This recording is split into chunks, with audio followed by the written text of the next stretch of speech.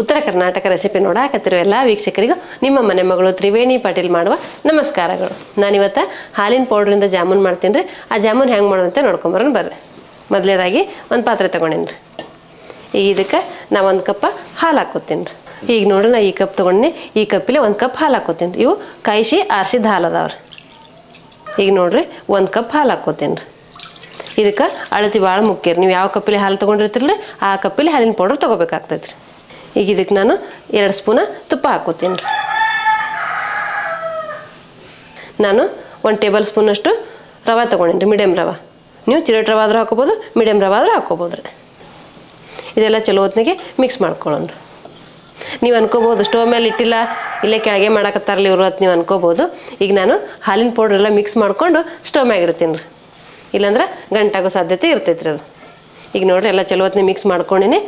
ಈಗ ನಾನು ಇದ್ರಾಗ ಹಾಲಿನ ಪೌಡ್ರ್ ಹಾಕ್ಕೋತೀನಿ ನೋಡಿರಿ. ನಾನು ಈ ಕಪ್ಪಿಲೆ 1 ಕಪ್ ಹಾಲು ತೊಗೊಂಡಿನಿ ರೀ, ಅದೇ ಕಪ್ಪಿಲೆ 1 ಕಪ್ ಹಾಲಿನ ಪೌಡ್ರ್ ತೊಗೊಂಡಿನಿ ನೋಡಿರಿ. ಈಗ ಸ್ವಲ್ಪ ಹಾಕ್ಕೊಂಡು ಮಿಕ್ಸ್ ಮಾಡ್ಕೋತೀನಿ ರೀ. ನೀವು ಹಾಲಿನ ಪೌಡ್ರ ಸ್ಟವ್ ಮೇಲೆ ಇಟ್ಟು ಹಾಕಕ್ಕೆ ಹೋದ್ರೆ ಇದು ಗಂಟಾಗೋ ಸಾಧ್ಯತೆ ಇರ್ತದೆ. ಯಾಕಂದ್ರೆ ನಾವು ರವಾದ ಹಾಕ್ಕೊಂಡಿರ್ತೀವಿ. ಹಾಗಾಗಿ ಹಿಂಗೆ ಚಲೋ ಹೊತ್ತಿಗೆ ಮಿಕ್ಸ್ ಮಾಡಿಕೊಂಡು ಸ್ಟವ್ ಮ್ಯಾಗ ಇಟ್ಕೋರಿ. ಲೋ ಟು ಮೀಡಿಯಮ್ ಫ್ಲೇಮಲ್ಲಿ ಇಟ್ಕೊಂಡು ಇದು ಬೇಯಿಸ್ಕೋರಿ. ಇದೊಂದು 2 ನಿಮಿಷ ನೀವು ಮಿಕ್ಸ್ ಮಾಡ್ಕೊಂಡ್ರೆ ಅಂದ್ರೆ ಇದು ಆಮೇಲೆ ಗಂಟಾಗಲ್ಲ ರೀ. ನಾರ್ಮಲಾಗಿ ಜಾಮೂನ್ ಪ್ಯಾಕೆಟ್ ಅಂಗಡಿಯಿಂದ ತಂದು ಜಾಮೂನ್ ಮಾಡ್ಕೋತೀವಿ ರೀ. ಈಗ ಹಾಲಿನ ಪುಡಿ ಇತ್ತಂದ್ರೆ ಮನೆಯಲ್ಲೇ ಮಾಡ್ಕೋಬೋದು ಅಂತೇಳಿ ನಾನು ಇವತ್ತು ಮಾಡಿ ತೋರ್ಸಾಕತ್ತೀನಿ. ನೀವು ನಿಮ್ಮ ಮನ್ಯಾಗ ಹಾಲಿನ ಪೌಡ್ರ್ ಏನಾರು ಇತ್ತಂದ್ರೆ ಗುಲಾಬ್ ಜಾಮೂನ್ ಮಾಡ್ಕೋಬೋದು ರೀ. ಈ ಜಾಮೂನ್ನ ಹೆಂಗೆ ಮಾಡ್ತೇನೋ ನಿಮ್ಗೆ ಗೊತ್ತಾಗ್ಬೇಕು ಅನ್ನೋದಾದ್ರೆ ನೀವು ಸ್ಕಿಪ್ ಮಾಡಲಾರ್ದೆ ಪೂರ್ತಿ ವಿಡಿಯೋ ನೋಡಿರಿ, ನಿಮಗೆ ಗೊತ್ತಾಗ್ತೈತೆ ರೀ. ನಾ ಒಂದು 2 ನಿಮಿಷ ಮಿಕ್ಸ್ ಮಾಡ್ಕೊಂಡಿಲ್ಲ ರೀ, ಹಿಂಗಾಗೈತೆ ನೋಡಿರಿ ಇದು. ಈಗ ನಾನು ಸ್ಟವ್ ಮೇಲೆ ಇಡ್ತೀನಿ ನೋಡಿರಿ. ಸ್ಟವ್ ಮೇಲೆ ಇಟ್ಟು ಲೋ ಫ್ಲೇಮಲ್ಲಿ ಇಟ್ಕೊಂಡು ಕೈ ಬಿಡ್ದಂಗೆ ಮಿಕ್ಸ್ ಮಾಡ್ತಾ ಇರ್ಬೇಕು ಇದು. ಇದು ನೋಡಿರಿ 2 ರಿಂದ 3 ನಿಮಿಷ ಬೇಯಿಸ್ಕೊಂಡಿನಿ. ಈ ರೀತಿ ಆಗಕತ್ತೈತೆ ನೋಡಿರಿ.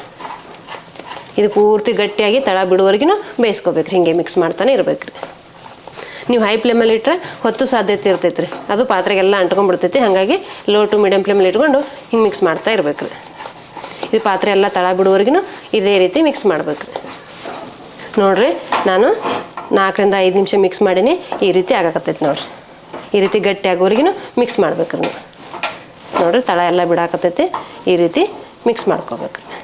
ಈ ರೀತಿ ತಳ ಬಿಟ್ಟು ಬರಾಕತ್ತೈತಿ ಅಂದ್ರೆ ಇದು ಜಾಮೂನ್ ಮಾಡೋಕೆ ಹಿಟ್ಟ ರೆಡಿ ಆಗೈತಿ ಅಂತ ಅರ್ತಾರೆ. ಇದು ನೋಡಿರಿ ಗಟ್ಟಿ ಆಗೈತಿ.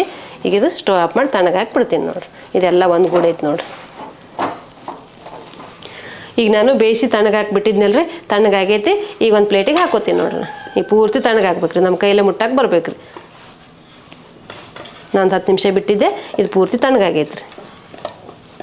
ನೋಡಿ ಈ ರೀತಿ ಆಗೈತೆ ನೋಡಿರಿ. ಈಗ ಇದು ಕೈಲೇ ಚಲೋ ಹೊತ್ತಿಗೆ ನಾದ್ಕೋಬೇಕು ರೀ.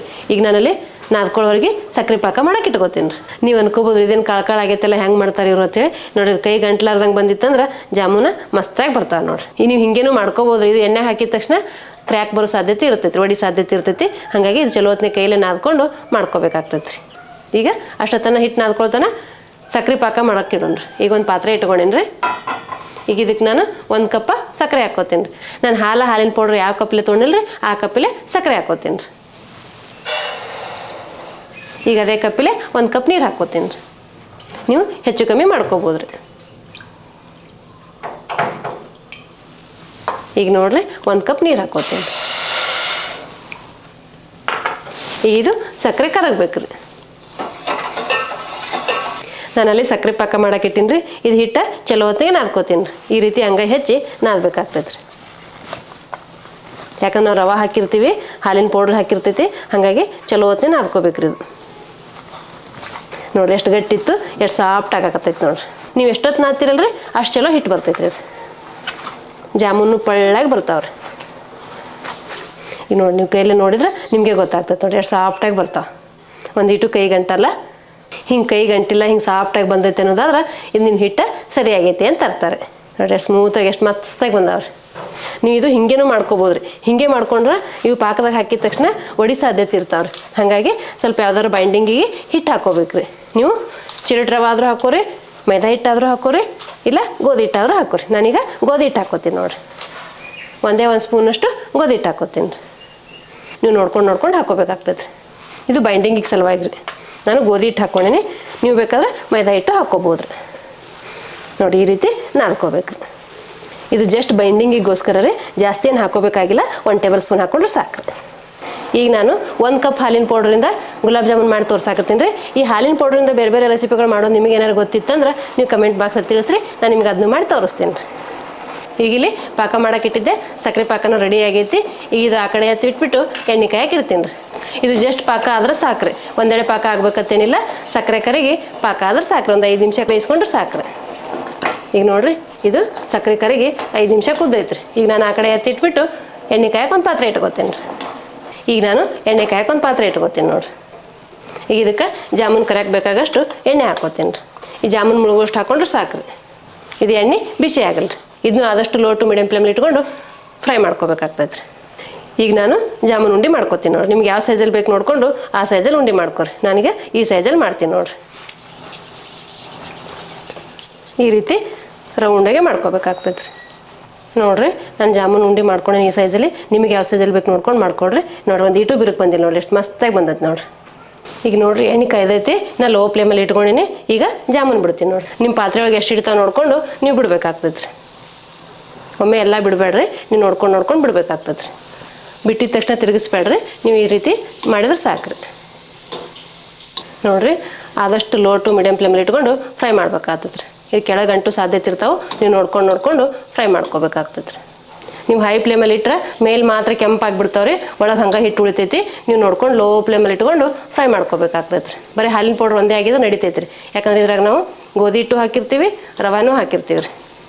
ಈಗ ನೋಡಿರಿ, ಇವು ಫ್ರೈ ಆಗ್ಯಾವು. ನಾ ತಕ್ಕೋತೀನಿ ನೋಡಿರಿ.